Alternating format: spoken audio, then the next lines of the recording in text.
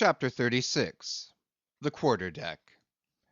Enter Ahab, then all. It was not a great while after the affair of the pipe, that one morning, shortly after breakfast, Ahab, as was his wont, ascended the cabin gangway to the deck. There most sea captains usually walk at that hour, as country gentlemen, after the same meal, take a few turns in the garden. Soon his steady, ivory stride was heard, as to and fro he paced his old rounds, upon planks so familiar to his tread, that they were all over dented, like geological stones, with the peculiar mark of his walk. Did you fixedly gaze, too, upon that ribbed and dented brow, there also you would see still stranger footprints, the footprints of his one unsleeping, ever-pacing thought. But on the occasion in question, those dents looked deeper, even as his nervous step that morning left a deeper mark. And so full of his thought was Ahab, that at every uniform turn that he made, now at the mainmast and now at the binnacle, you could almost see that thought turn in him as he turned, and pace in him as he paced; so completely possessing him, indeed, that it all but seemed the inward mould of every outer movement. "D'ye mark him, Flask?" whispered Stubb. "The chick that's in him pecks the shell. 'Twill soon be out." The hours wore on. Ahab now shut up within his cabin, anon pacing the deck, with the same intense bigotry of purpose in his aspect. It drew near the close of day. Suddenly he came to a halt by the bulwarks, and inserting his bone leg into the auger hole there, and with one hand grasping a shroud, he ordered Starbuck to send everybody aft. "Sir," said the mate, astonished at an order seldom or never given on shipboard, except in some extraordinary case. "Send everybody aft," repeated Ahab. "Mastheads there, come down." When the entire ship's company were assembled, and with curious and not wholly unapprehensive faces were eyeing him, for he looked not unlike the weather horizon when a storm is coming up, Ahab, after rapidly glancing over the bulwarks, and then darting his eyes among the crew, started from his standpoint, and as though not a soul were nigh him, resumed his heavy turns upon the deck. With bent head and half slouched hat he continued to pace, unmindful of the wondering whispering among the men, till Stubb cautiously whispered to Flask that Ahab must have summoned them there for the purpose of witnessing a pedestrian feat. But this did not last long. Vehemently pausing, he cried, "What do ye do when ye see a whale, men?" "Sing out for him," was the impulsive rejoinder from a score of clubbed voices. "Good!" cried Ahab, with a wild approval in his tones, observing the hearty animation into which his unexpected question had so magnetically thrown them. "And what do ye do next, men?" "Lower away, and after him." "And what tune is it ye pull to, men?" "A dead whale, or a stove boat." More and more strangely and fiercely glad and approving grew the countenance of the old man at every shout, while the mariners began to gaze curiously at each other, as if marvelling how it was that they themselves became so excited at such seemingly purposeless questions. But they were all eagerness again, as Ahab, now half revolving in his pivot hole, with one hand reaching high up a shroud, and tightly, almost convulsively grasping it, addressed them thus: "All ye mastheaders have before now heard me give orders about a white whale. Look ye, do ye see this Spanish ounce of gold?" holding up a broad bright coin to the sun. "It is a $16 piece, men. Do ye see it? Mr. Starbuck, hand me yon top‐maul." While the mate was getting the hammer, Ahab, without speaking, was slowly rubbing the gold piece against the skirts of his jacket, as if to heighten its lustre, and without using any words was meanwhile lowly humming to himself, producing a sound so strangely muffled and inarticulate, that it seemed the mechanical humming of the wheels of his vitality in him. Receiving the top maul from Starbuck, he advanced towards the mainmast with the hammer uplifted in one hand, exhibiting the gold with the other, and with a high raised voice exclaiming, "Whosoever of ye raises me a white-headed whale, with a wrinkled brow and a crooked jaw, whosoever of ye raises me that white-headed whale, with 3 holes punctured in his starboard fluke, look ye, whosoever of ye raises me that same white whale, he shall have this gold ounce, my boys." "Huzza, huzza!" cried the seamen, as with swinging tarpaulins they hailed the act of nailing the gold to the mast. "It's a white whale, I say," resumed Ahab, as he threw down the top maul. "A white whale. Skin your eyes for him, men. Look sharp, for white water. If ye see but a bubble, sing out." All this while Tashtego, Daggoo, and Queequeg had looked on with even more intense interest and surprise than the rest; and at the mention of the wrinkled brow and crooked jaw, they had started as if each was separately touched by some specific recollection. "Captain Ahab," said Tashtego, "that white whale must be the same that some call Moby Dick." "Moby Dick!" shouted Ahab. "Do ye know the white whale then, Tash?" "Does he fantail a little curious, sir, before he goes down?" said the Gay Header, deliberately. "And he has a curious spout, too," said Daggoo, "very bushy, even for a parmacetty, and mighty quick, Captain Ahab?" "And he have 1, 2, 3, oh! good many iron in him hide, too, Captain," cried Queequeg, disjointedly. "All twisky betwisk like him," faltering hard for a word, and screwing his hand round and round as though uncorking a bottle, "like him. "Corkscrew!" cried Ahab. "Aye, Queequeg, the harpoons lie all twisted and wrenched in him. Aye, Daggoo, his spout is a big one, like a whole shock of wheat, and white as a pile of our Nantucket wool after the great annual sheep shearing. Aye, Tashtego, and he fantails like a split jib in a squall. Death and devils, men, it is Moby Dick ye have seen. Moby Dick!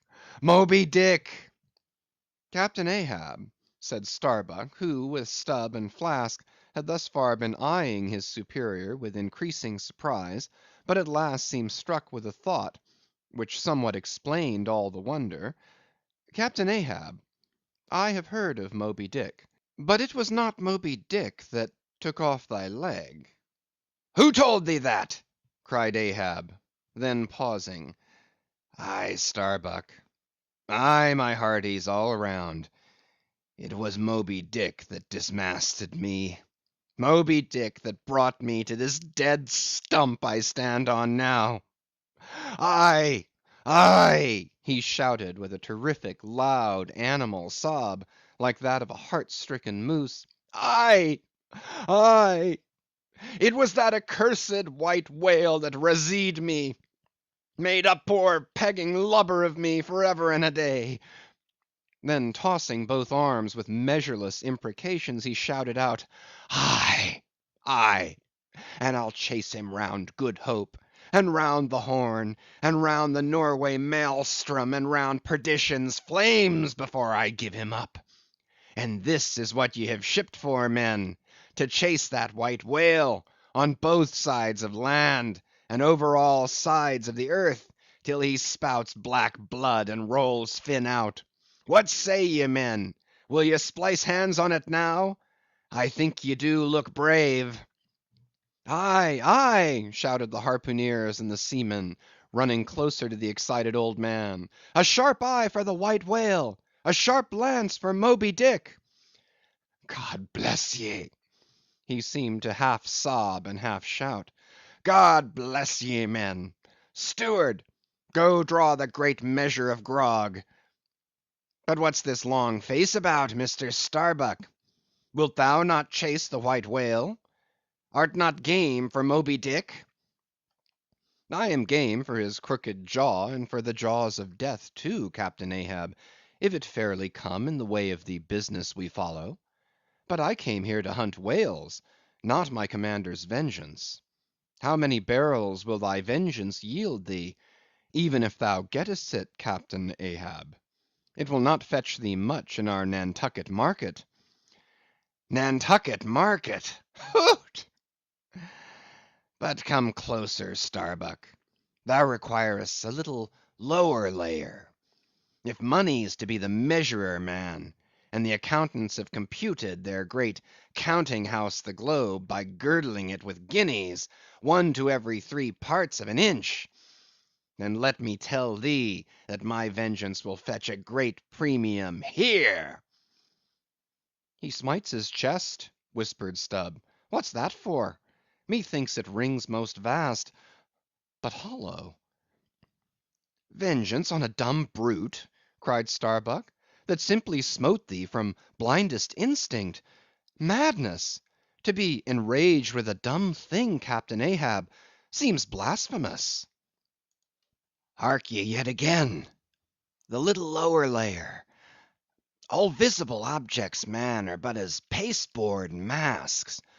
But in each event, in the living act, the undoubted deed, there some unknown but still reasoning thing puts forth the mouldings of its features from behind the unreasoning mask. If man will strike, strike through the mask. How can the prisoner reach outside except by thrusting through the wall? To me the white whale is that wall, shoved near to me. Sometimes I think there's naught beyond, but 'tis enough. He tasks me, he heaps me. I see in him outrageous strength, but with an inscrutable malice sinewing it. That inscrutable thing is chiefly what I hate. And be the white whale agent, or be the white whale principal, I will wreak that hate upon him. Talk not to me of blasphemy, man. I'd strike the sun if it insulted me. For could the sun do that, then I could do the other, since there is ever a sort of fair play herein, jealousy presiding over all creations. But not my master man is even that fair play. Who's over me? Truth hath no confines. Take off thine eye, more intolerable than fiends' glarings as a doltish stare. So, thou reddenest and palest. My heat has melted thee to anger glow. But look ye, Starbuck, what is said in heat, that thing unsays itself. There are men from whom warm words are small indignity. I meant not to incense thee. Let it go. Look, see yonder Turkish cheeks of spotted tawn, living, breathing pictures painted by the sun. The pagan leopards, the unrecking and unworshipping things that live and seek and give no reason for the torrid life they feel. The crew, man, the crew, are they not one and all with Ahab in this matter of the whale? See Stubb, he laughs. See yonder Chilian, he snorts to think of it. Stand up amidst the general hurricane, thy one tossed sapling cannot, Starbuck. And what is it? Reckon it. 'Tis but to help strike a fin, no wondrous feat for Starbuck. What is it more? From this one poor hunt, then, the best lance out of all Nantucket, surely he will not hang back, when every foremast hand has clutched a whetstone. Ah, constraining seize thee, I see, the billow lifts thee. Speak, but speak. Aye, aye, thy silence then, that voices thee. Aside. Something shot from my dilated nostrils. He has inhaled it in his lungs. Starbuck now is mine. Cannot oppose me now without rebellion. God keep me, keep us all, murmured Starbuck lowly. But in his joy at the enchanted, tacit acquiescence of the mate, Ahab did not hear his foreboding invocation, nor yet the low laugh from the hold, nor yet the presaging vibrations of the winds in the cordage, nor yet the hollow flap of the sails against the masts, as for a moment their hearts sank in. For again Starbuck's downcast eyes lighted up with the stubbornness of life. The subterranean laugh died away, the winds blew on, the sails filled out, the ship heaved and rolled as before. Ah, ye admonitions and warnings, why stay ye not when ye come? But rather are ye predictions than warnings, you shadows. Yet not so much predictions from without, as verifications of the foregoing things within. For with little external to constrain us, the innermost necessities of our being, these still drive us on. The measure! The measure! cried Ahab. Receiving the brimming pewter, and turning to the harpooneers, he ordered them to produce their weapons. Then ranging them before him near the capstan, with their harpoons in their hands, while his three mates stood at his side with their lances, and the rest of the ship's company formed a circle round the group, he stood for an instant searchingly eyeing every man of his crew. But those wild eyes met his, as the bloodshot eyes of the prairie wolves meet the eye of their leader, ere he rushes on at their head in the trail of the bison, but alas, only to fall into the hidden snare of the Indian. Drink and pass, he cried, handing the heavy charged flagon to the nearest seaman. The crew alone now drink. Round with it, round! Short draughts, long swallows, men; 'tis hot as Satan's hoof. So, so, it goes round excellently. It spiralizes in ye, forks out at the serpent's snapping eye. Well done, almost drained. That way it went, this way it comes. Hand it me. Here's a hollow. Men, you seem the years, so brimming life is gulped and gone. Steward, refill. Attend now, my braves. I have mustered ye round this capstan.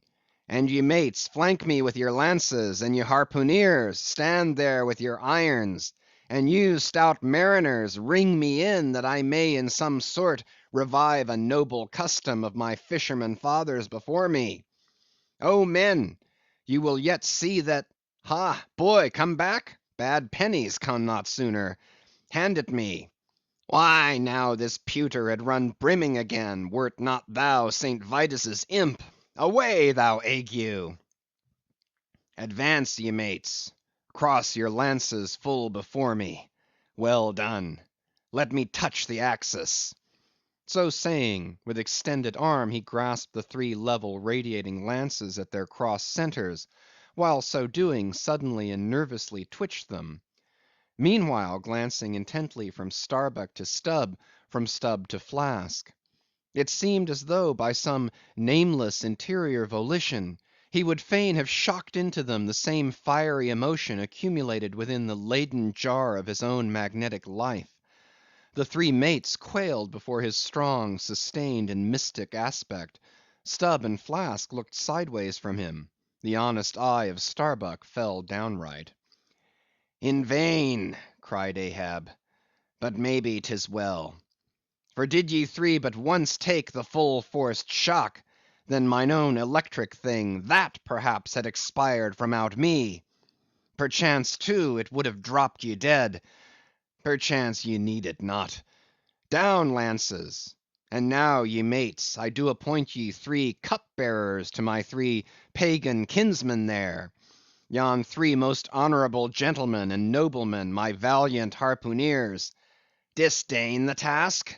What, when the great Pope washes the feet of beggars, using his tiara for ewer?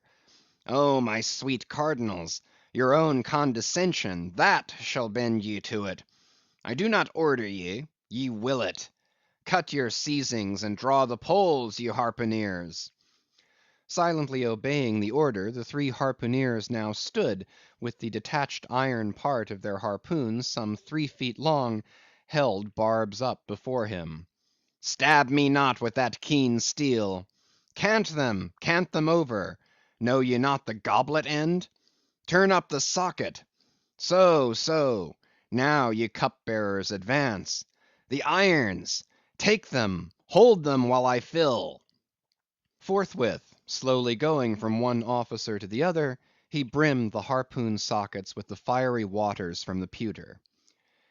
Now, 3 to 3 ye stand. Commend the murderous chalices. Bestow them, ye who are now made parties to this indissoluble league. Ha! Starbuck! But the deed is done. Yon ratifying sun now waits to sit upon it. Drink, ye harpooneers!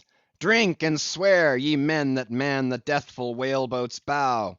Death to Moby Dick! God hunt us all if we do not hunt Moby Dick to his death! The long barbed steel goblets were lifted, and to cries and maledictions against the white whale, the spirits were simultaneously quaffed down with a hiss. Starbuck paled, and turned and shivered. Once more, and finally, the replenished pewter went the rounds among the frantic crew, when, waving his free hand to them, they all dispersed, and Ahab retired within his cabin.